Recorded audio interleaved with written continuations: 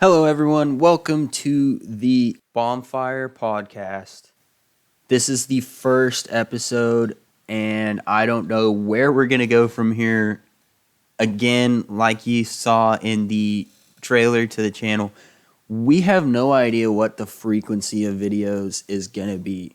I can promise you there's no consistency at this point. So, anyway, when we made this podcast, we were just in a random voice chat on the Discord server, and we were just having a conversation. We were probably playing like 3 or 4 different games, but we started talking and we just decided, hey, let's turn the recording on and let other people join in on this conversation. So the recording after this is going to start midway through conversation, and there's nothing I can do about that. I'm not going to edit it out because I want you guys to get the raw impact of what this is. It's 4 guys having a conversation.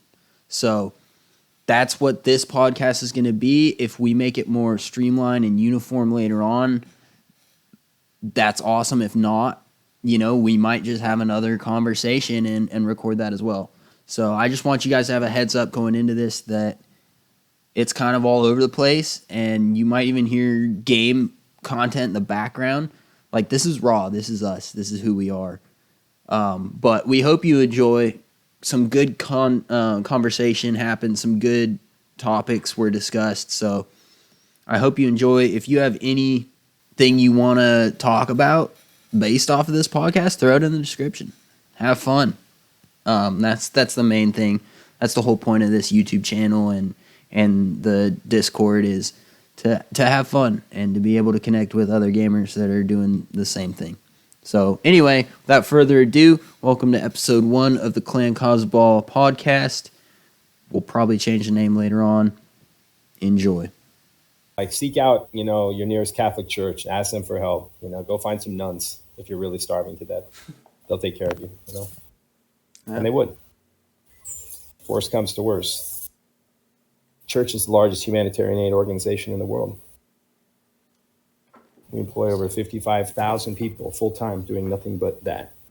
So, yeah, there you go. Could be worse. The church invented the hospital and the university. And they got hijacked by secularism. Yeah. Now hospitals are all just corporations. They're for-profit entities. True. Which is too bad. The healthcare system is one of the biggest money makers.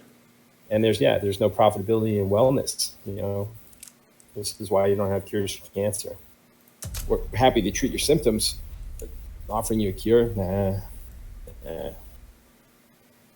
Some people are paying $1,000 a day for cocktails of drugs just to keep their symptoms at bay. Something wrong with that equation. Unless you're the shareholders for the company that makes the drugs, then it makes perfect sense. That's the trouble with that kind of business. The companies have no responsibility to their consumers and shareholders. And the shareholders want to make more money next year than they made this year, which is understandable.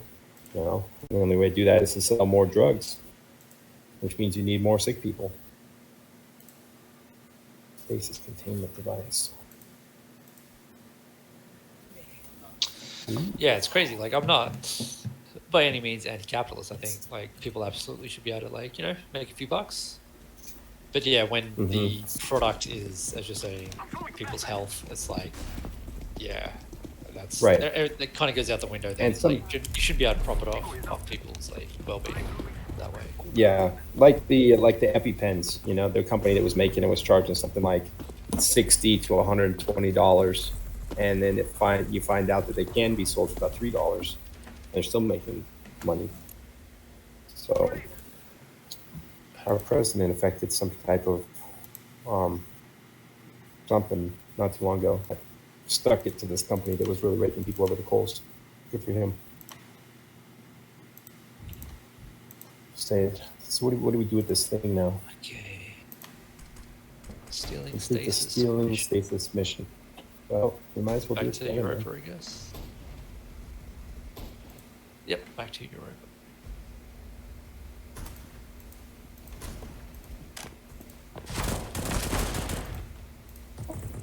So you married down there, Melbourne? Sorry? You got kids? Oh, Are I you mean, married? no, not at all. I'm single, and I want to keep it that way. I've got nothing against the institution of marriage. It's just it's not for me. You It's not fuck. something How I old ever are you? really wanted. 40 now. Oh, okay. Cheers. Yeah. Well, to each his own. I mean, people who are single don't have the same responsibilities as married men, and there's something to be said for that. Yeah. Like Absolutely. St. Paul wrote in scripture somewhere, like if you're not married, don't go looking for a wife for that precise reason. Because the whole, it's not about you anymore. You got responsibility to somebody else. Yeah, that's First Corinthians. There you go. Yeah. It's an interesting perspective because like being in my situation, like I absolutely recognize all the benefits, but I can also recognize the benefits of being in a marriage single and life. having a partner and all that sort of stuff. It's like I think there's like definitely pros and cons to both situations. Yeah.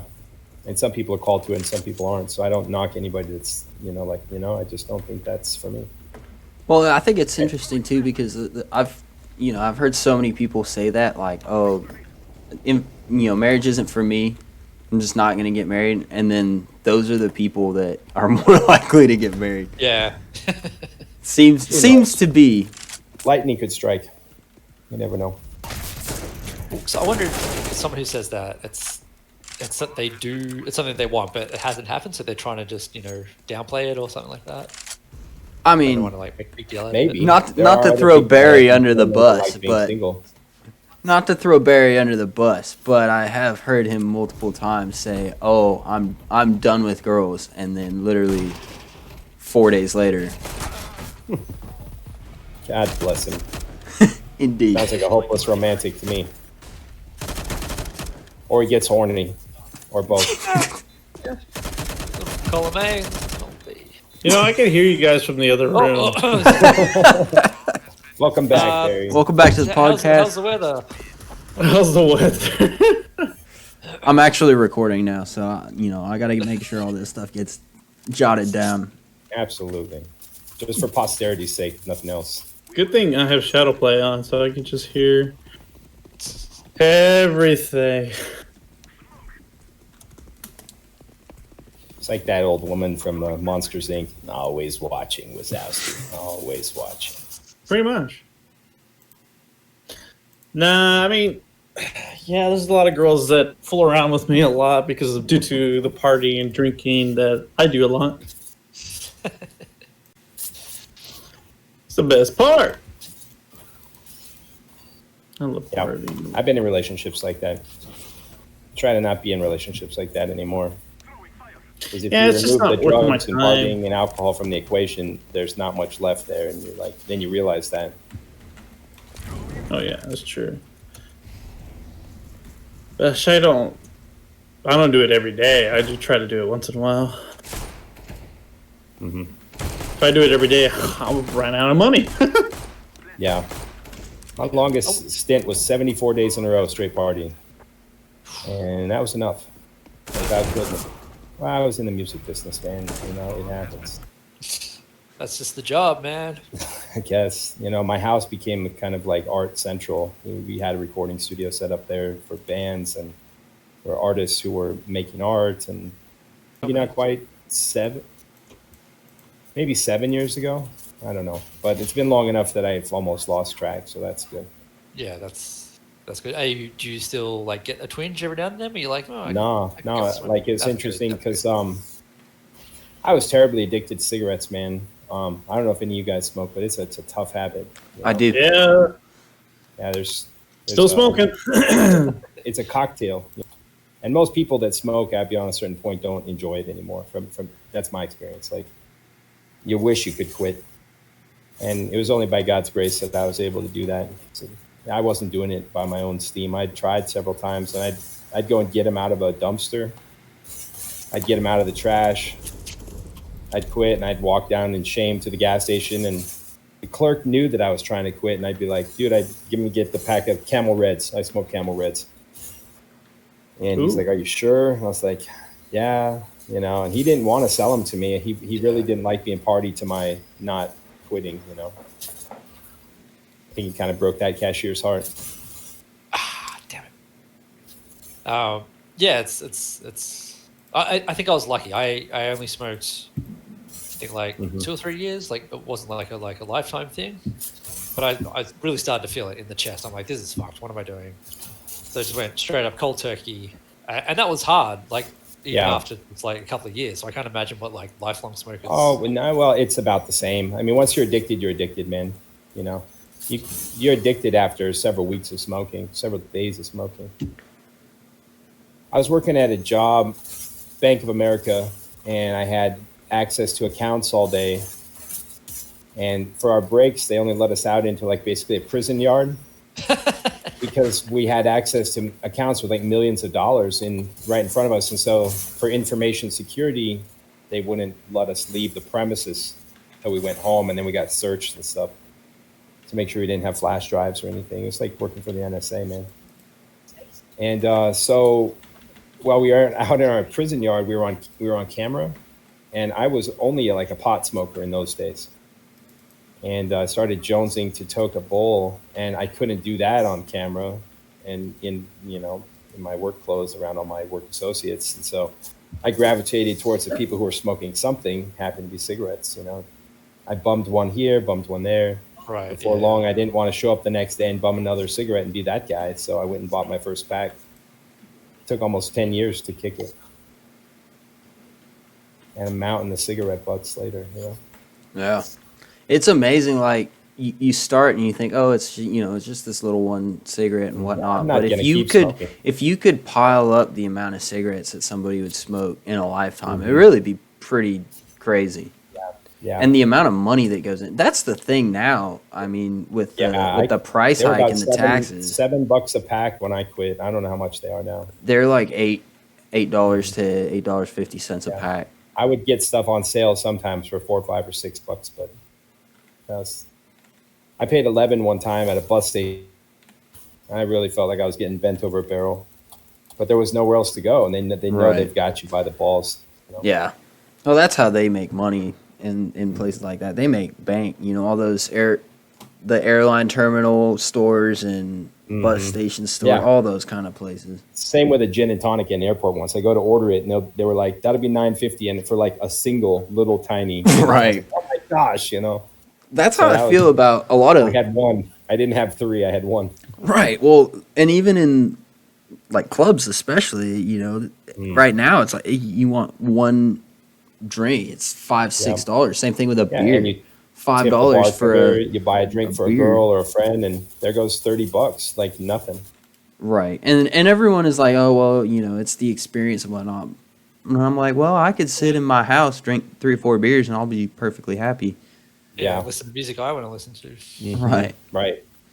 Instead of everyone putting on, not surrounded by people that want to fight me. I didn't come to a club to hear WAP, so. I'm gonna have to time this, man. I know there's a sequence here. I keep running into the electricity, and apparently. Okay, you can stop halfway through. It looks like where I am.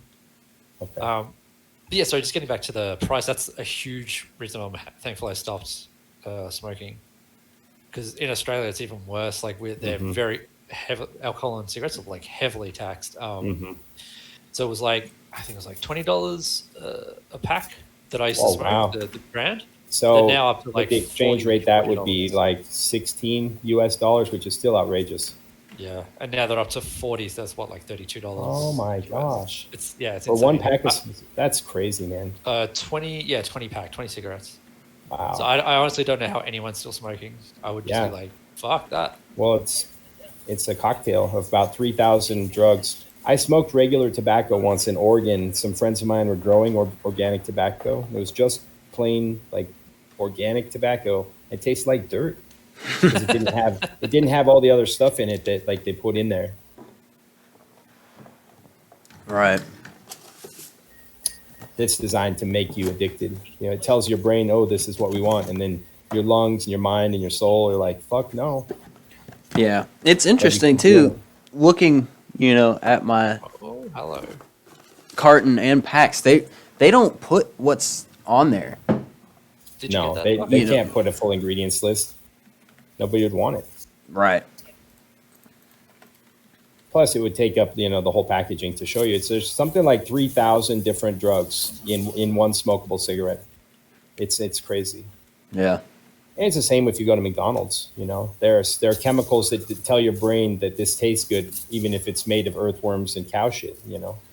Right. And that's, with McDonald's, it depends on where you go though, because if you go somewhere, in the UK or in Europe, they're normally a lot healthier and safer than they are here in the US, which is kind of crazy. Surprised. I'm really trying not to eat that kind of stuff. Right. I got the McDonald's app on my phone because I can get like a free something once in a while, or I can get any size iced coffee for 99 cents. I would get one on my way to the gym or back from the gym, but yeah, then, they're like, free sandwich, and then that's how they get you. They're like crack dealers, man. We'll give you a taste, but then you got to buy it from now on. Right. Okay. Well, like I said, it's different other places too, because you can eat McDonald's here and you're like, wow, this is kind of garbage. Like, this tastes great when I'm drunk, but I'm not drunk, so this tastes like trash. But then you go, for instance, I ate McDonald's in Bulgaria. Bulgaria McDonald's tastes pretty decent. Germany McDonald's tastes amazing. So, yeah, it's this whole other thing. Yeah. And I don't know if you watch GMM on YouTube. I don't know what that is. Good Mythical Morning. It's a morning show that they have on YouTube. Okay. But anyway, they go through like this game where they have to figure out where in the world it's from. So they like taste it, but they can't look at it, or they can't like touch it or whatever. And they have to figure out, okay, where is this from? And they're always surprised to find out where certain things come from. So they did one on McDonald's, and it was weird because like the kind of food that we eat here in McDonald's is nothing compared to other places in the world. They'd have like egg burgers and or ramen, this and that, and you're just like, what? That's McDonald's? It's just different other places. Fascinating. That'd be a fun challenge to like test, like do the Pepsi challenge on some different foods. Mm-hmm.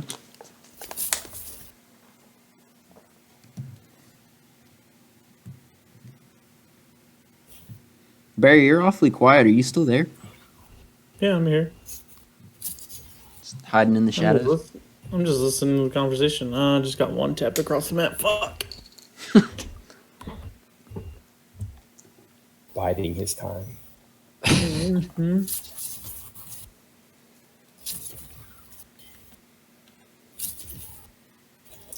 And I'm also on Reddit just reading about what's new to Destiny. Oh, goodness. What's coming still? I was I've been really enjoying this expansion. I didn't realize how wrong I was until I went on Reddit. Yeah. Apparently it's the worst expansion ever, and Bungie should commit suicide. It's just it's like they want to be angry about stuff. Like, I'm okay having problems. Like, if you don't like something, it's fine. But just the sheer venom on that subreddit's insane. Mm-hmm. I feel like that's where we're at in general in the world now. Everyone just wants to be mad about something. No one can just be happy or take things with a grain of salt. Everyone just wants to be mad or find something to be mad about with other people. The trouble with that is that you become addicted to anger. So, like, in terms of the neurochemistry and the receptor sites in your cells, every cell in the body has a certain number of receptor sites that are designed like a lock and key mechanism to accept proteins from nutrition, proteins created by your brain. Every emotional state you experience has a certain chemical associated with it: love, hate, victimization, anger, self-loathing, fear, whatever, lust. Yeah. And so after 20 or 30 years of feeding yourself all day, every day, say like Fear and Loathing in Las Vegas, that's what you're addicted to, is fear and loathing. If I know people on the flip side of the equation who are like joy junkies, like a chiropractor I know all day long, he's like crunching people's backs. They go, oh my God, I needed that, and he's like, yeah, happy to help. That'll be $34. So he's like happy all day long. Dude is like, he's always laughing. He's always smiling. He likes his work. And like in the scriptural sense, it is in giving that we receive. So he's like helping people find relief all day. And so I think that's very rewarding for him. Yeah. And that's where we all would, hopefully like to end up. Yeah. Find some work. Well, they say if you find work you enjoy, you never work a day in your life, because it doesn't feel like work. Right. And so, I find that very interesting. So like after enough time, there are no receptor sites left in your body to accept nutrition from your food if you pump yourself full of too many different chemicals, which is why alcoholics and people who are addicted to other things become sick. It becomes less about what you eat and more about how you think, which is very interesting. So we have to be careful about our emotional state, and any emotional state we can't control, we are a victim of, we're a slave to. And this is why you see a lot of people who are like, they need to be angry because their cells on a chemical and biological and molecular level, their cells are telling, every cell in their body is saying, we need anger chemicals. So let's find something to be angry about. That's a really good point. Their cells hunger because like the hypothalamus in the back of your brain is the most sophisticated drug factory in the history of the world. It can make basically anything, any feeling that you want. Your brain can make chemicals associated with that feeling. So like if you're hooked on phonics and peace and stuff, well, these are like the Gandhis of the world. Not that he didn't get angry about stuff that mattered. Right. But the dude had a chill mechanism too, Yeah. He didn't take his weapon out unless he was ready to fire it, in that sense of the word. And it makes me wonder, like, how much of that can get introduced and involved in, like, political situations as well, Because I feel like for a lot of these people on either side of the political spectrum, at least here in the U.S., like, they involve themselves to a point where they feed off of it. And it's not even – it doesn't have to follow any rationality. It just has to make sense to them. And I feel like maybe that falls in line with what you're saying about the chemical thing, where the body is so desperate to feel a certain way about something. Yeah. And the media has it down to a science. They know how to push people's buttons to cause an emotional response. And they've been doing it for, systematically. People are shown images this is one of the reasons I don't have TV, because just by watching the programming, you're getting subliminal stuff all the time, whether you like it or not. And my mind and spirit kind of rebel against that when I'm put in front of it. I'll watch it a couple times a year for like Super Bowl or, something like that, but that's about it.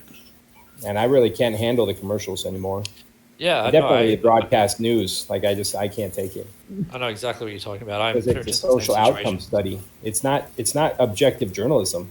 It's like, here's how we want you to feel about any given event. And even if you're very good at reading between the lines, you're not getting a factual version of events by and large from any major media outlet. That's true. You have to find independent news, and then you learn something on an independent news source, and you tell anybody about it, and they're like, well, where'd you hear that? And you're like, oh, I'm from here. And they're like, oh, you mean on the internet? You heard it on the internet? Yeah. So it's a conspiracy theorist. That's not news. Right. So and it's funny that it's funny that it gets to that point because, like you're saying, it's either the internet or it's mainstream media, and both of them are very dangerous. Because the mainstream media, at this point, I don't care who they're affiliated with. I'm just not going to listen to them. Yeah. Because they're trash. That's why it's such a great responsibility to be a true journalist. It's really the fourth branch of government. Right.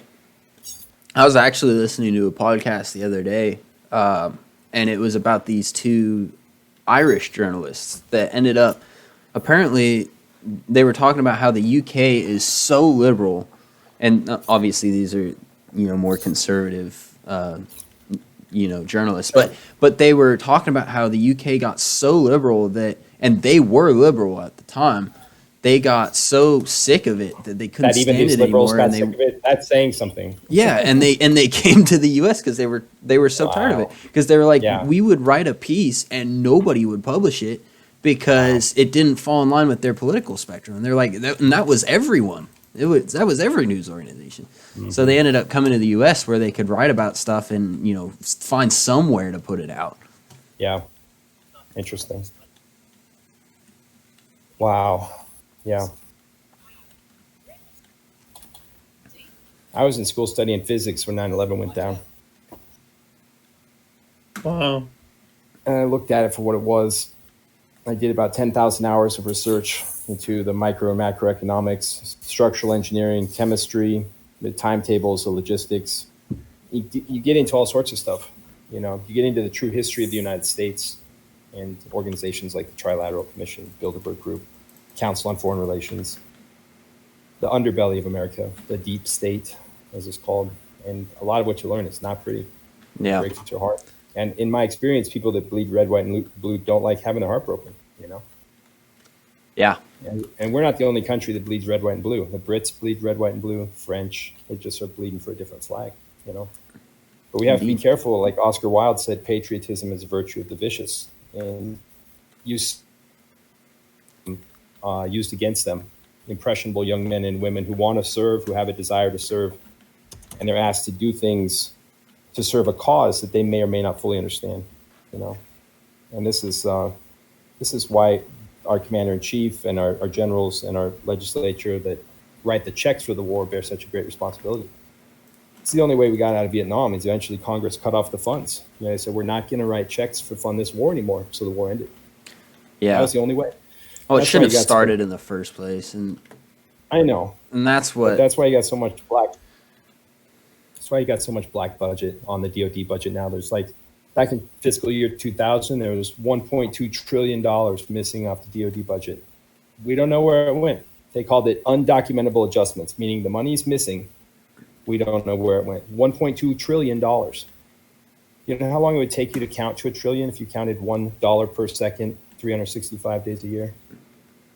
Just guess. Days, weeks, months, years? I'd say a few years. 30,000 years. Woo-hoo. How long it would take you just to count $1 trillion. This is why people don't understand this, because the money, it's an astronomical amount of money.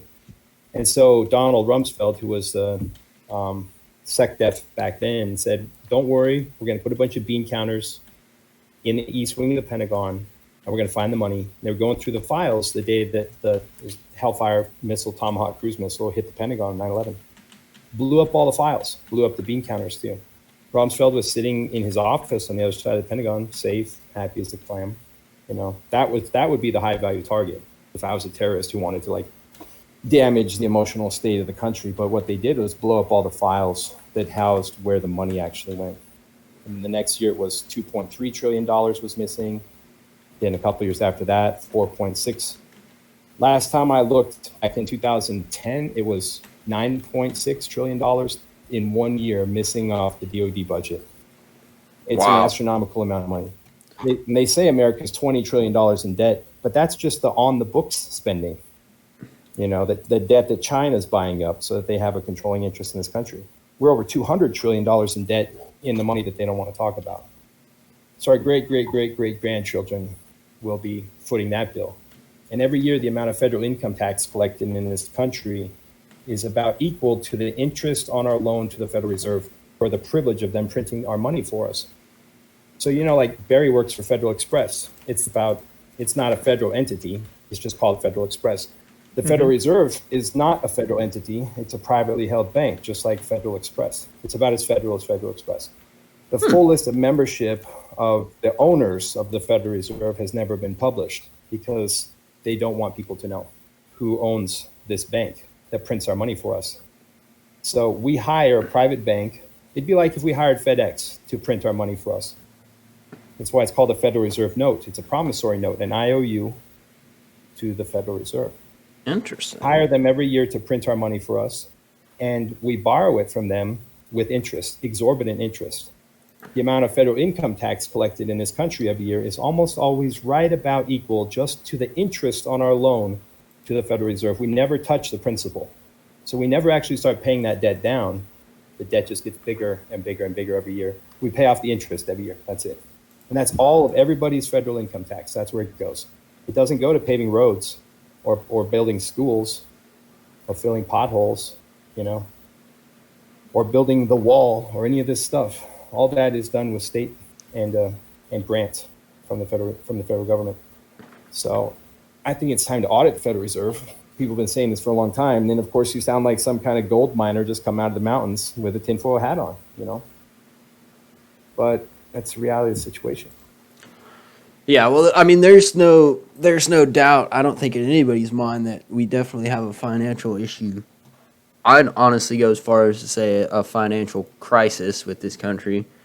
And, it's just been put on hold. That's all we've ever done is put it on hold. Like you said, we're not making any of that money back. And President Trump did attempt to kind of bring things back to the U.S. as far as business and whatnot, so that we could internalize things. And I think that it was probably part of a bigger plan to eventually start paying that back. But at this point, I don't think we ever will pay it back. I mean, it would take a long time, and it would take a depression in this country, out of its people before. And we're the greatest country in the history of the world. And it's not that we lack the technology to print and mint and coin our own currency. We know how to build a printing press. There's no reason to hire a private bank to do it for us. Well, and that's just that scratches the surface of what's wrong with the government as far as sending everything to private contractors, because I see that all the time in the Army. We have private contractors that come in and clean buildings, and then we have details of soldiers that do the exact same thing. Right. Sometimes simultaneously. So it's like, okay, so we are paying this giant budget to contractors to do something that not only are we perfectly capable of doing, but are already doing. Same thing with like cutting grass around here. We have soldiers cut grass, and then a private contracting company comes in and cuts the same grass. And it's like, what are we doing? Why are there all these, these overlaps? And how much is that costing us that could be taken off? It's a river of money, and it's been going on for a long time. And this has even more to do, that has nothing to do with the privatization of war too. I mean, look at companies like Blackwater and other security companies and the trouble with that is that they don't have a code of conduct. There's no military code of conduct for private contractors in warfare, and I think that's a very dangerous prospect. Right, and I think that's why we ended up doing stuff like that and hiring people like that, is because we got kind of buckled up where, okay, we can't do this anymore. And you're bound not just by the Uniform Code of Conduct, but the Geneva Conventions, right, and other things in international law. But these guys, God only knows what they do, And this is where a lot of that money, I think, has been going. That black bag, that money to fund covert warfare, security operations on United States soil, because going back all the way to Posse Comitatus, the U.S. military is not supposed to be deployed on U.S. soil for any type of combat missions and stuff. So that's what the National Guard is for. Right. So private contractors then can do things that you guys can't. And then you've got the surveillance state. The world, like George Orwell's rolled over in his grave so many times, he's 6 feet deeper than he used to be. For the state of surveillance. And it's even worse in Britain. Like everywhere you go, there's cameras everywhere, facial recognition technology and stuff. And if you've had a child who's been kidnapped, well, that's all well and good. But nowadays, with everybody having masks on, if you had a kid that was kidnapped and you put their description out there, it's hard to even tell who anybody is anymore. It's really kind of surreal. A friend of mine shared a picture of a bunch of kids wearing masks and asked you to identify, and it was a startling image, because you couldn't really tell one blonde 12-year-old girl from another, at 20 paces or something. So, a lot of problems in the world. Yeah. This is why we need leaders, and this is why it's concerning to me that there's actual evidence of voter fraud in the U.S. from what I've been reading, not allegations of voter fraud, but actual evidence of affidavits have been signed and delivered. So by people who are on the ground witnessing things that went wrong. Did you hear that the president tagged with a blockchain, an electronic digital watermark, all of the real ballots? Yep, I did. So this is really cool. See, Trump's a genius in that regard because they can then separate out ballots that aren't watermarked from the ones that are, and find out which votes should actually be counted and which ones shouldn't. And I say, yeah, all there's two camps in the U.S. right now. Some people shouting all votes should be counted, and other people saying all legal votes should be counted. And I'm in the second category. Yeah, as anyone with a rational, opinion should. Right. Yeah. Yeah. So I think some heads are going to roll over this, and some people will end up in prison, and that they should. I hope so. Because, Yeah, and that's one thing, the journalists I was talking about, the Irish journalists, they did some digging into a lot of different things, political wise. And what are their names? These two Irish journalists? Oh, I'm not sure. I'd have to look it up. They were on Phil Robertson's podcast on YouTube, so you can always look up that one. I think it was a couple weeks ago. I'm not quite sure. And these are the journalists who were liberal until they got fed up with They were liberal until they got fed up with the policies that they were dealing with in the UK, and they ended up looking into a lot of things within the US. I can't really do their story justice. You really have to go listen to it from them. Yeah, feel free to send me a link on it later. I absolutely will.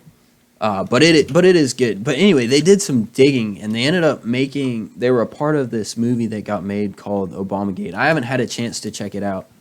But apparently it goes into some deep issues, into some fraudulent stuff and some fake stuff from the Obama era. So definitely want to check that out. That film, I haven't seen it. Yeah.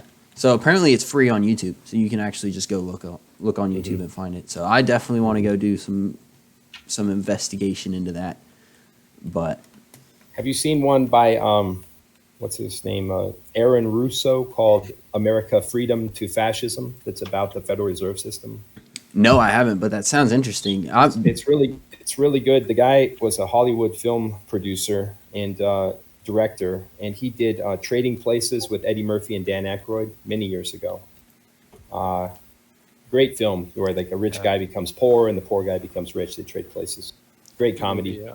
Yeah, and he set out to kind of try to put to bed this question that he'd heard for many years about whether or not there is a law on the books, Title IX in the U.S., requiring people to disclose their income to the federal government and file like a federal income tax return.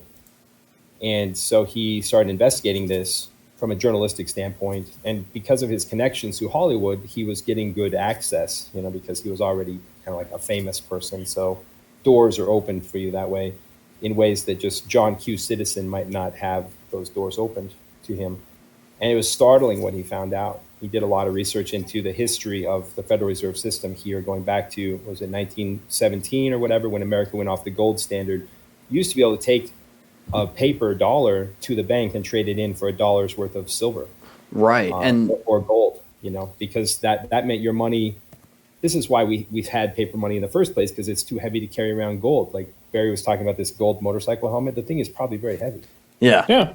I'm sure it's not even wearable. Yeah. So miners back in the gold rush times, would make money. And one, it was dangerous to carry around that much money because you get rolled by robbers. And so your pocket money, they called it folding money. They could get, a trade for these notes that would be traded in for actual gold and silver. And it's not that way anymore. Now it's just not like they're talking about an IOU to the Federal Reserve. So when you hear people talk about how our money is not backed by anything, that's what they're talking about. Right, and it's true, because at this point, what does it mean? You go to the bank and hand in paper, you get more paper. Mm-hmm. Yeah. I'm gonna pull up a link to that documentary. I posted a video, John. You should watch it. I see that. I've seen those twins before. Those guys are cool. I love them. The Hodge twins? Those guys are funny. Okay, and here's a link to that Aaron Russo film. It's very well done.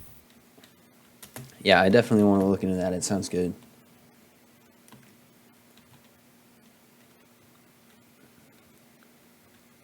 There's a small chance that Donald Trump will be our president again, but it's a long shot, though. It shouldn't be with the amount. So here's the thing, right? So again, media is covering up as much as they possibly can, as they will. But the voter fraud thing is so much bigger than people realize, and you can tell. I mean, I remember seeing for the first time, I think it was about a week ago, what you were talking about with the affidavits for voter fraud. There is 11, at the time, there was 1,100 accounts of voter fraud and over 500 affidavits signed. And so that's just like knowledge of voter fraud at this point. And we don't know how deep that goes, in what states it goes. Because, I mean, you could be sitting here thinking, okay, you know, California, they're blue. They're always going to be blue. That's just the way it is. But if you go look at and see how, you know, deep voter fraud, it doesn't matter how deep it is. If there's voter fraud there, it could change things. And that's true throughout, you know, the entire United States.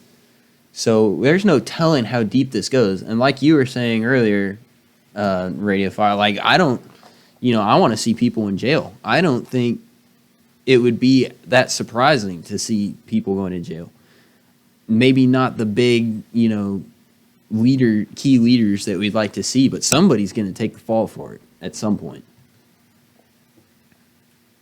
You can't always run away from the law. At least some of the people that are running these election offices in some of these democratically controlled areas, you know, where like thousands, hundreds of thousands of votes were either deleted or flipped, you know, for Biden that would have gone for Trump. And then has nothing to do with all the people who are dead, who are voting, and people who aren't registered to vote, who are voting, and so on and so on and so on. So exactly, yeah. It seems like that's the only way that Biden felt he could win this election. And that stinks to high heaven. You know, it's like from Hamlet, something is rotten in the state of Denmark. You know? Yeah. Rather than lose gracefully, yeah, sure, give it a shot. You know, if the American people don't want you, that's why we have this system. This is why the Constitution provides for us to be democratically electing our leaders. And there's a very specific process for that on a certain day, in a certain way, you know, and states get to determine, you know, some of that, but really that comes from the Constitution. Right. Oh, by the way, I found that I knew podcast. So I'm posting here. I knew something was wrong when I started hearing that they weren't letting the people who were supposed to be watching the votes be counted watch the votes be counted. Yeah, I heard about that too. And the thing is, that was happening. They were cordoned off. They were kept away 50 yards away. They were given binoculars and said, "Here, now you can watch." You know, that's not the way it was supposed to be. Yeah, it's right. crazy. Well, the thing is with that, like, I don't know who is making those decisions, but it definitely wasn't their call to make those. Like, they had no right to be making those decisions, because the whole idea of the, you know, people watching the votes is you have, you know, one Republican, one Democrat, or whoever else you need in there, right? Because the whole, oh, well, they're bipartisan. No, they're not. They're either, at this point, the country is so divided that they're either one way or the other, or they lean one way or they lean the other, or they have more in common with one or than they do the other. It's going to be one of those. You're not going to have any give with that, really. So you have to have two sides to everything. But they were like, yeah, oh, you're a Republican watching? Yeah, get out. Like, what? Yeah. I don't know really anybody anymore who's riding the fence. Do you guys know anybody who's riding the fence who doesn't have an opinion on which side of America they want to support anymore? I don't. Really I know people that claim to, but it's because they're so. Yeah, I will say this. I think and this is what I've people who don't have. You might cut out. You will say what? Oh, I will say this. I am 100% not a Republican, and I am 100% not a Democrat. I am not affiliated with any party whatsoever. However, I fall in line with a lot more Republican views than I would anything else. And, you know, there's always good points from... Right, well, there's always good points from the Libertarian Party, but they're a little more extremist in certain ways. And then, they don't have a snowball's chance of ever winning a presidential election, unfortunately. Well, right, because they've been completely swallowed up by the media, and they're not allowed to participate in debates, and they're not allowed to put anything forward. And the biggest reason that Right. they'll never win is everyone is so scared that, you know, one of the big party people is going to win, that they just vote for the other side to keep, you know, that person out of office. They don't even look through, you know, what would be good or with this candidate or what would be good with that candidate. They're just trying to keep the other side out of office, honestly. Mm-hmm. Yeah. And I shared something in the Discord there that's a list of votes that were switched and deleted by different vote counting systems, Dominion and others, from the greatest all the way down to the least. Even Montana's in there, had a couple thousand votes tampered with according to this data set. I'd have to verify where it came from, but I got this the same time as I got that tweet that came out earlier from the president. So I started looking into that. Yeah, it was And, crazy. Yeah, I'm a registered Republican, but I lean very libertarian in a lot of things. Like, as long as you're not hurting anybody else, do what you want, you know. And that's really, you know, what it means to be an American, by and large, is if you're not trampling on anybody else's rights, you have the liberty to do what you want, you know. And mental autonomy is perhaps the greatest gift that we have, the freedom to think for ourselves. That free will comes from God.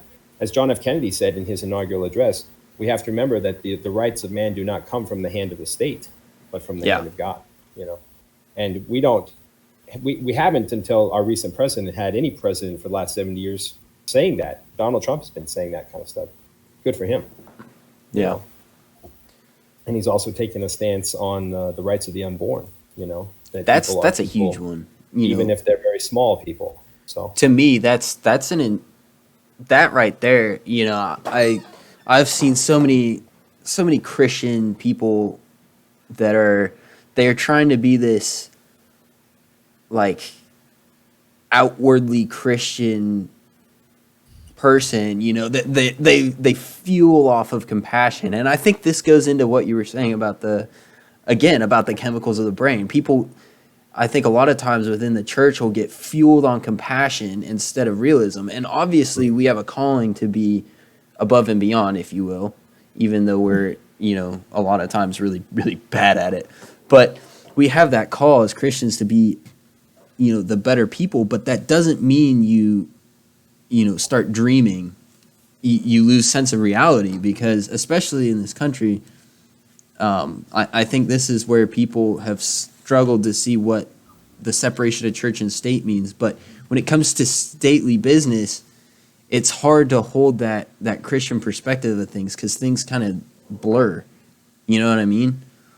Like you want to say, unfortunately, but really, like if the only reason we have government at the core level is to protect people's rights, you know. Yeah. And Mother Teresa said, if abortion is not wrong, then nothing is wrong. That if we can't agree that a human being is a human being, if we can't get that right, then we're not going to get anything else right either.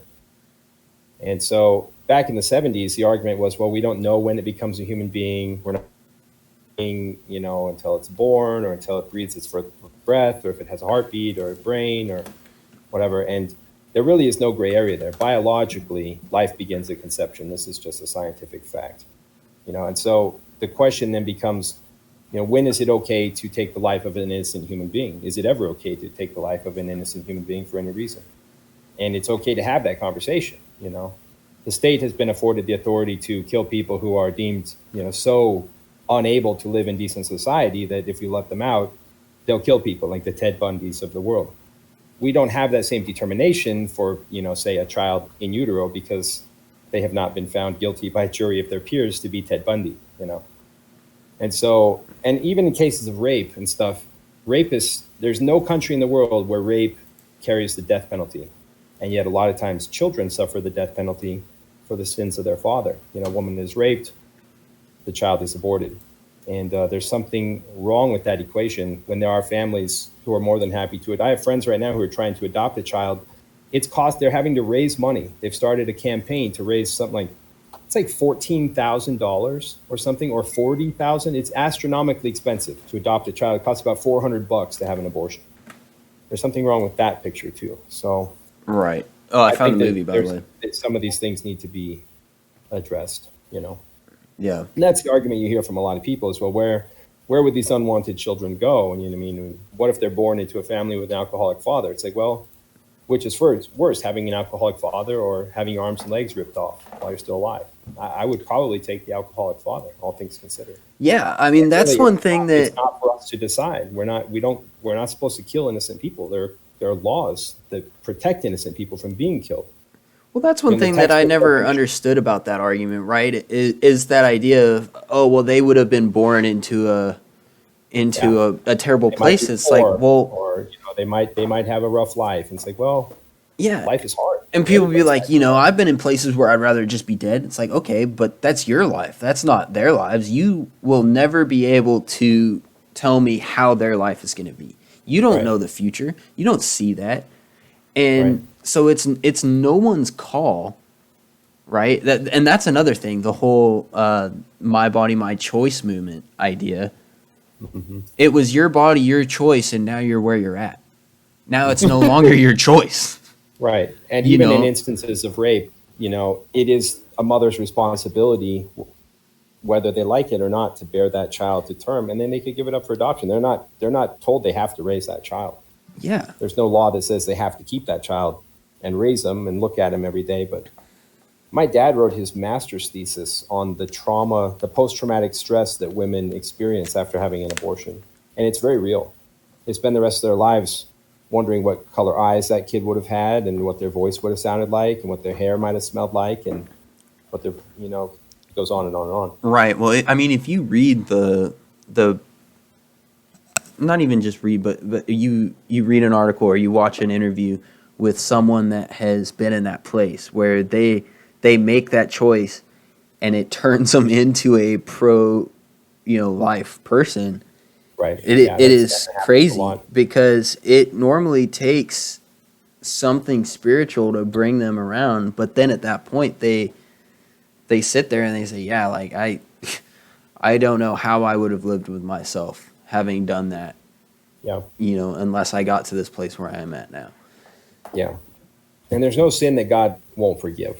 Right. This is the beauty of God. People have but to ask, and God's given us the sacraments in the church so that we can have those avenues available to us of forgiveness. Yeah. But, it doesn't give us license to sin just because God is merciful, and there's a lot of sickness in the world. There's some woman in California who's celebrated her 28th abortion. I use the word celebrated because that's how she's portraying it. 28th something abortion.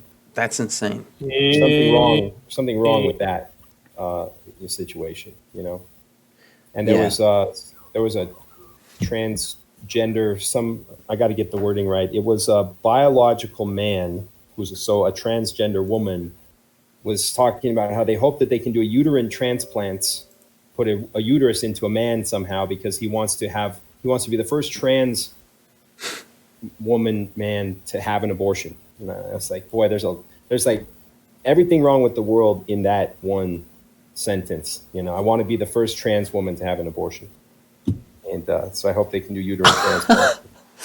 God help, It's so bad, but you can't help but laugh at that. Like, are you sure? It's like the bagging thing. Do you really want your penis in another man's throat? Have you thought this through?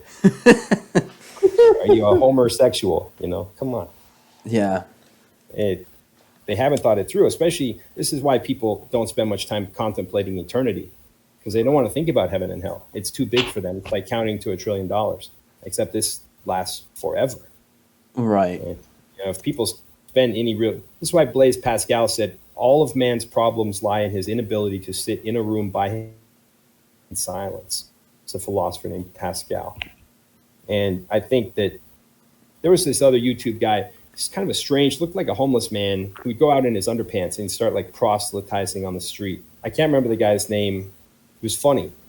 He's kind of like a sketch artist and kind of objectively a crazy person. Like you glance at him, the things he's saying are kind of outlandish, but he kind of exclaimed one day, he yelled, "You can't hide from your own heart." And that struck me, man. I was talking about this with a friend of mine yesterday, but it's very true. And people try. They try to drown it out with sex, drugs, and rock and roll, Yeah. And I've been there, But at the end of the day, in the quiet of your own bed, in the dark, it's very hard to hide from your own heart, and you can't Yeah. do it forever. So I think that people should spend some time thinking about that kind of stuff, some like real time. And I Yeah. think if they did, they would be perhaps banging down the door of the church, asking their local parish priest to let them become Catholic so they can get the sacraments. This is why Jesus instituted the church. He looked at Peter, he said, "You are rock, and on this rock I will build my church." He didn't say it's ours. He said it's his. We're just the custodians of it. So Yeah. I'm not Catholic because it's convenient. I'm Catholic because it's real. Sorry to interrupt, guys. I gotta bounce. Hey, Okay. I sent you, I believe, a friend request on Discord, but I don't know if I got one in the game, man. But I think I also invited you to my Discord, so look me up there. I'd love to talk to you. Sure. Take it easy. Yeah, cheers. Have a good one, man. Oh, he's already gone. Delta, I'm going to send you an invite to my Discord as well. Okay.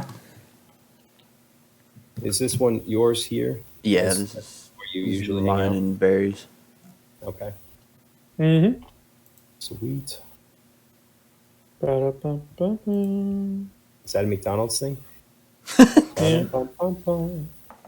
I'm loving it. That's very catchy advertising. It is. I heard the Taco Bell bong today, and I was all I could do to drive home without stopping there and eating that grade F meat. It's lower quality meat than they use to make canned dog food. Did you guys know that? I didn't, but that It makes sense. right? That's why you have the shits afterwards. Like canned dog food is like grade D meat. It's grade F for Taco Bell for their ground beef. Wow. The That's- lowest of the low. And I still want it. It's the sauce. So I remembered on my way home, I was like, I have some sauce in my drawer in the kitchen. So I was going to make and just put the sauce on there, satisfy the urge. I might do that. I've been trying to not eat dairy today because I've been fighting a cold. It's really hard to get off cheese, man. I love cheese. Cheese is good. I bought, this sounds so dumb. I bought a block of sharp cheddar just to snack on. Mm-hmm. Yeah. I went to Trader Joe's. I was over in Washington a couple weeks ago. We don't have a Trader Joe's in Montana, but they have one over there. So I got all these like craft cheeses. Like I got one that was rolled in cinnamon. It's like some kind of good cheese. And there was one that was dunked in wine and all sorts of like apricot cheese and Gouda and truffles and brie and goat cheese and all sorts of stuff. You know, So many- Trader Joe's, the best thing at Trader Joe's, in my opinion, and I'm not a sweets guy, but the dark chocolate you can get from there is amazing. Yeah, I bought a chocolate bar. I was going to give it to my mom, but I sent it to a girl that I've been talking to with a watch that I got her as a gift. I actually got two Oh, look watches, at one you. for her and one for her daughter. So The romantic. I sent three, actually. So two for her, one for her daughter, plus a chocolate bar. Oh, that's nice. I'm a watch collector, but I had to send off on eBay for these because I don't really have many like girls. I'm a watches. watch collector, but by accident, because I break Yeah. the band so many times, but I don't want to throw it away if it still works. So I use one as an alarm clock, and I don't know where the other one went. But I used to break them out in field training all the time. Mm-hmm. That's why a lot of guys wear like a G-Shock or something like that because they're tough, Yeah. hard to See, break. my opinion, like I could go buy a $200 watch, or I can just buy a $16 watch and replace it when it breaks, Mm-hmm. which is typically what I do. You could get a good watch that you like and put it on NATO, and then you can have different strap choices too. You know what a NATO strap is? It's kind of like a belt that goes over and under the pins. Sometimes you got to get curved pins to make room for like this, the straps are thicker, but they're real tough. Military developed many years ago because like how watches are held on with one pin on one side, one pin Yeah. on the other. Mhm. If one pin fails, if you're in the field, your whole watch falls off. You might not realize it's gone until you look down. You don't know when you're gonna meet up with your boys. So, Right. if you're out on maneuvers or something and you need to know what time it is, you need to have your watch stay on your wrist. So that over-under method would go over one pin and then behind the case of the watch and then up and over around the other pin, and it would loop around and buckle like a belt. And so that way, if one pin failed, the whole case of the watch will be like flapping on your wrist, but it'll be held on by the other pin because that thing goes over and under both. Well, they could It's even really- put like a strap hole somewhere on it, and you just wear that too. it's really a cool way to like Google like NATO straps for watches, and you'll see how they work. They're really pretty sweet. And they come in every color you can imagine. They're really comfortable. They're mostly made of nylon. Some are made of leather. There's a company called Bertucci that's an Italian guy, and they're based in the U.S., and they make the best ones as far as I'm concerned. I'm going to put here. Oh, I see what you're talking about. UCCI watch bands. You can get a really good one for like $12, and they're tough like the straps on a backpack. There's some companies in Europe that are making them out of like seatbelt material, so they're kind of like a more sheer, like smooth type of nylon. I recommend Bertucci, but then you're going to have to send off and get like the curved pins so that it makes a little arc, gives you a little bit more space to get through. Some watches, like a G-Shock, you actually can buy adapters to extend the lugs out a little bit so that they can fit on NATO straps, and they're pretty sweet. What's that? It's called the Urban Tree. There's this guy named Tristano, goes by TGV, and he has a channel called the Urban Gentry. Look up Casio NATO strap. Do you know what kind of watches you have? The two that you kept? Yes, I have a very cheap Marathon watch, and I think I have a Casio somewhere. Marathons are cool. Yeah, this one was standard for certain branches of service for a while, I think, and in Canada too. Yeah, they made me buy this when I was in basic training. Mm-hmm. You ever looked into Hamilton watches? They're really nice. I have not. I really don't do a lot of research into watches. Like I said, I literally just go to Walmart and buy a $12 watch if mine breaks. Same. I graduated to the other type of watches years ago, but I've liked them since I was a kid. So I have some that are mechanical, where you wind it and then it goes, and some which are automatic, where you can wind it and it goes, but then it continues to wind itself as you swing your arm. And those are nice because you never have to put a battery in them. Yeah. Called the Khaki, Khaki. I always misspell the word khaki. Field watch. I'm gonna put automatic. So if you're looking for a good field watch that'll last you the rest of your life, I recommend something like the Hamilton Khaki Field. And they come in an automatic like that. They have a sapphire glass, so you could put a razor blade on and try to scratch it, and it wouldn't scratch because sapphire is second only to diamond in hardness. And they're nice. Yeah, I mean, you could bang it around. They got a stainless steel case, so 200 meters water resistant, some of them. Most are at least 100 meters water resistant, so you don't have to worry about getting it wet. My goodness, that's expensive. Which one are you looking at? Just whichever one came up first. Some $350 one. Mm-hmm. Yeah. Alternative, then check out those Bertucci watches, because they make watches too, really nice field watches that are a molded polycarbonate case. So it's like a hard, very super hard plastic case. They're real easy to read. And then they often come already on one of those NATO straps like I was talking about. So you can get one for about $30, I think.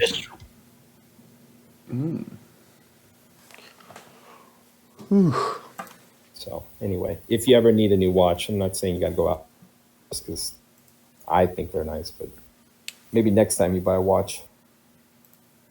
It's up to you. I might consider that. Mm-hmm. All right, well, I'm probably gonna hop off here. Do some stuff. Dinner time for me. Yeah, so, it's a little later than that around here, but. Are you on Central Time? I am. Yep. Fort Hood. Yeah. Mm-hmm. Okay, so you're at 8:00. Yep, just about. Sweet. Well, it was super fun talking with you. Hopefully we can do that again. All right. Talk to you soon. Yep, stay safe. God bless. Yep, you too.